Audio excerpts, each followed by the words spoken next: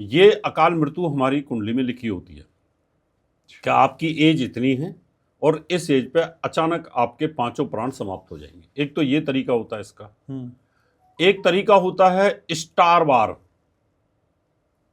ग्रह युद्ध। ग्रह युद्ध हमारा ग्रह युद्ध नहीं, अंतरिक्ष में ग्रहों का युद्ध। वहां पर मंगल, राहु, शनि, सूर्य आपस में लड़ जाते हैं। तो यत पिंडे तत् ब्रह्मांडे, उसका प्रभाव हमारे शरीर पे आता है। तो पृथ्वी लोक के ऊपर जितना एरिया उस ग्रहों के युद्ध की छाया में आता है, उसमें 84 लाख योनियां सभी डैमेज होती हैं। जैसे तूफान आया, आग लगी। अब आग लगी तो पेड़ पौधे, चूहा, बिल्ली, शेर, बघेर, इंसान सब जले, वो अकाल मृत्यु है। कोरोना आया, कोरोना आया, इसके अंदर अकाल मृत्यु है। ऐसी जो भयंकर बीमारियां आती हैं, इस प्रकार की आपदाएं जो आती हैं, वो स्टार वार से आती हैं। स्टार वार की प्रेडिक्शन हम लोग करते हैं। हमने पहले ही 2019 में जब ग्रहण लगा था, बहुत बड़ा 99% ग्रहण था, तो उसमें हमने बोला था कि आपदाएं आएंगी, जो पृथ्वी लोक उससे प्रभावित होती है और वो पृथ्वी के ऊपर उसका जीवन अस्त व्यस्त हो जाता है। तो दो प्रकार से अकाल मृत्यु आती है, एक होती है ग्रहों की वजह से और एक होती है इंडिविजुअल्स। क्या हमारे अपने भाग्य में क्या लिखा है? अकाल मृत्यु, किसी ने गोली मार दी, तुरंत हम मर गए, हमारा कोई प्राण धीरे धीरे नहीं मरा, सब एक साथ गए। तो अकाल मृत्यु के अंदर जितनी बाकी की जो उम्र शेष बच गई, उसको हम दूसरी योनि में भोगते हैं फिर। अच्छा, ये भी एक साइकिल है।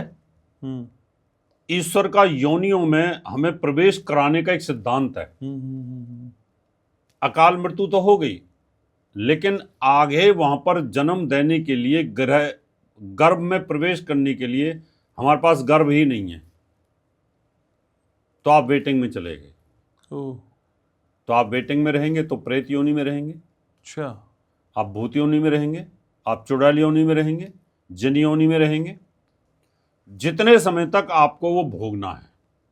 अब अकाल मृत्यु के अंदर भी आप मान लो बहुत बुरा कोई काम कर रहे थे, बहुत बुरा काम करते थे, आप तांत्रिक थे, टेररिस्ट थे, हत्यारे थे, चोर थे, और फिर अकाल मृत्यु में मारे गए आप, तो फिर आप उसी प्रकार के दुराचार उस योनि में करते हो। अच्छा, दूसरों को तंग करते हो।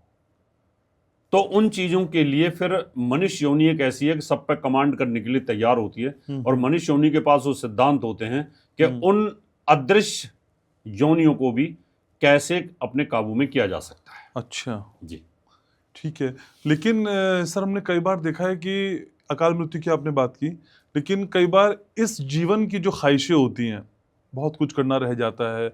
अभी तो बेटे की शादी नहीं देखी, मकान नहीं बना, और कुछ ड्रीम्स होते हैं वो पूरे नहीं होते, और मृत्यु हो जाती है। क्या ये ख्वाहिशें कैरी फॉरवर्ड होती हैं फिर अगले जीवन में? हम जैसे इसको आप ऐसे समझ सकते हैं, जैसे एक मोबाइल सेट होता है, कंप्यूटर होता है जी। मोबाइल के अंदर आपकी सारी मेमोरी सेव होती रहती है। हवाई जहाज का एक ब्लैक बॉक्स होता है, उसमें सारी उसकी सेकंडों की रिकॉर्डिंग रहती है जी। ऐसे हमारे ब्रेन के अंदर ना हमारे चित्त होता है, यहाँ पर एक चित्त मेमोरी बॉक्स होता है, उसके अंदर हमारी सारी चीजें रिकॉर्ड होती रहती हैं। ब्लैक बॉक्स है हमारे शरीर के अंदर, जैसे एक मेमोरी कार्ड होता है, ऐसे एक मेमोरी कार्ड है, उसमें आपकी ख्वाहिशें सब कुछ उसमें सेव है। अच्छा, सारा डेटा सेव है, और आप अकाल मृत्यु में मर गए, मृत्यु हो गई, डाटा तो सेव था ना। डाटा सेव है। अब आप उन चीजों के लिए तड़फेंगे कि हाय बेटी की बहू देख लेता, नाती देख लेता, पोता देख लेता, ये देख लेता, वो देख लेता। या प्रेम में अधूरे थे, प्यार में भी अधूरे थे, आपके प्यार अधूरा रहेगा किसी स्त्री के साथ में, और आप अकाल मृत्यु में मर जाते हैं। तो बार बार उस स्त्री के पास सपनों में आप आएंगे, उस स्त्री के साथ आपका शारीरिक संसर्ग होगा,